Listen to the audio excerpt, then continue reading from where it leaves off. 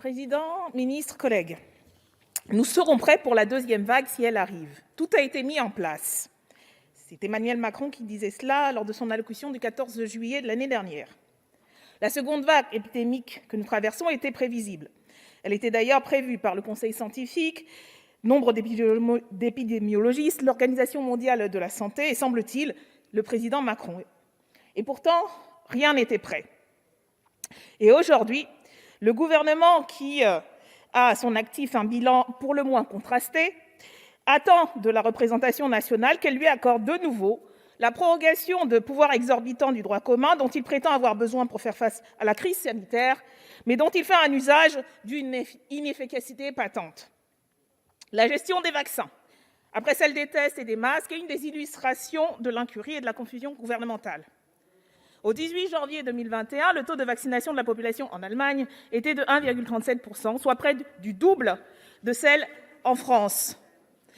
Notre voisin connaît certes un grand nombre de difficultés, comme beaucoup d'autres pays en Europe et dans le monde, mais la stratégie vaccinale y a néanmoins été bien mieux anticipée qu'ici. Stockage de millions de sevrins, construction de centaines de centres de vaccination, commande de 10 millions de doses réparties dans 60 entrepôts sur tout le territoire. De ce côté-ci du Rhin, le lancement de la campagne de vaccination a été un échec. À cette heure, de trop nombreuses questions sur la vaccination, mais également le couvre-feu, un possible reconfinement, restent sans réponse. Ou en tout cas, sans réponse convaincante quant à la capacité du gouvernement à organiser efficacement la réponse sanitaire. Ce qui participe d'ailleurs grandement à alimenter une défiance d'une partie de la population. À cela s'ajoutent des décisions du gouvernement proprement incompréhensibles de poursuivre des politiques délétères qui nous ont amenés si proches de la catastrophe au début de la crise. En effet, alors que l'OMS a appelé les États à renforcer leurs structures sanitaires, votre gouvernement fait le contraire. En pleine pandémie, la casse sanitaire continue. À Besançon, 28 lits de moins, 80 à Rouvray, 75 à Lyon, 174 à Nancy, d'ici 2024. On continue donc comme avant. Le recours à des cabinets de conseil privés, ceux-là même qui ont participé au démantèlement des services publics et à leur privatisation, signale bien l'incapacité de ce pouvoir à penser des réponses à la crise en dehors de la doxa néolibérale. Par ailleurs, incapable au niveau sanitaire, vous avez choisi une réponse sécuritaire.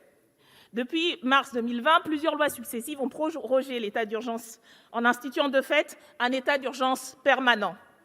L'exécutif s'est donc plutôt distingué dans ce fait-là, plutôt dans celui que l'on attendrait pour protéger du virus. Toutes les décisions relatives à la crise sanitaire sont prises en Conseil de défense dans la plus grande opacité.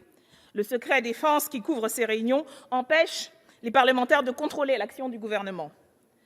Les compétences attribuées à l'exécutif recouvrent l'ensemble des matières relevant de la compétence du Parlement selon l'article 34, exercice des libertés, enseignement, régime de propriété, procédure pénale, droit électoral. Nous avons donc un Parlement relégué au rang de chambre d'enregistrement des desiderata de l'exécutif. Vous me direz, ce n'est pas nouveau en Ve République et encore plus en Macronie, mais c'est particulièrement grave étant donné la manière dont vous gérez si mal la situation. Les instances de démocratie sanitaire, comme l'Institut national de la santé et de la recherche médicale, le Haut Conseil de la santé publique, les associations nationales d'usagers et usagères, ont été systématiquement ignorées. Quant au comité de citoyens tiré au sort pour réfléchir à la stratégie vaccinale, il fait plus figure de mauvais gadget qu'autre chose. Cette gestion autoritaire est dénoncée notamment par la Commission nationale consultative des droits de l'homme. Le 26 novembre dernier, elle a de nouveau alerté le gouvernement sur la dérive découlant, je cite, du recours systématique au régime d'exception. Elle regrette le peu d'enseignements tirés du premier confinement, que les moyens humains et matériels de l'hôpital public n'ont pas été renforcés à la hauteur des besoins. Contrairement, par ailleurs, à ce que vous ne cessez de répéter, il y a une possibilité et des possibilités alternatives à la politique que vous menez.